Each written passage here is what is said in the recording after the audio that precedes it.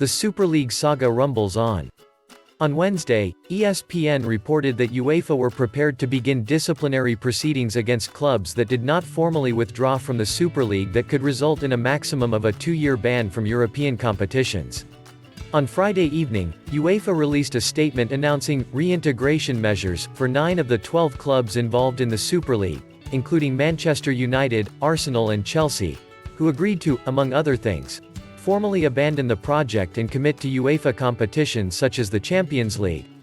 The next morning, the 3 clubs excluded from that deal, Juventus, Barcelona and Real Madrid, issued their own joint statement in which they complained of third-party pressures, threats and offences, reiterated their reasons for launching the Super League in the first place, and insisted that court rulings already exist stopping UEFA and FIFA from taking any immediate disciplinary action against them. It's a messy situation, so here's a Q&A to unpack it. Q. Why did UEFA and the 9 clubs agree to these measures? UEFA obviously wants the clubs playing in the Champions League because they generate a big chunk of revenue for the organization. And that's important because UEFA redistributes more than 90% of the revenues to clubs, member associations and other stakeholders. It's an elected body and if, for whatever reason, it can't deliver those funds to its stakeholders, its leaders aren't doing their jobs, and can get voted out.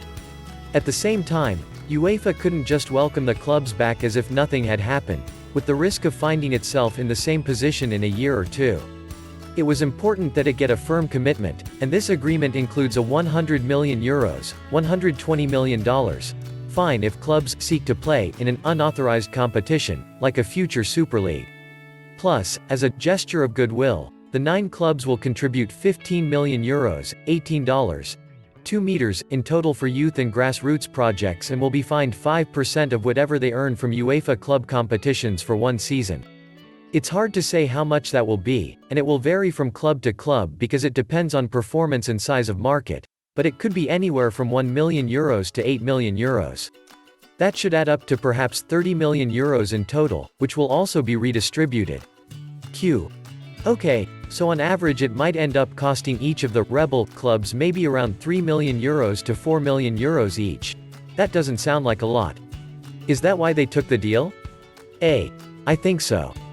Right now, these clubs are hurting financially because of the COVID-19 pandemic, and there was little point in UEFA trying to squeeze them further. Even that €100 million fine is more for show, because if they were to simply break away and quit, I'm not sure how legally enforceable it would be. But it matters to the clubs to be back in the fold, especially the 6 Premier League clubs, given how forceful their fans' reaction was. Now they can move on.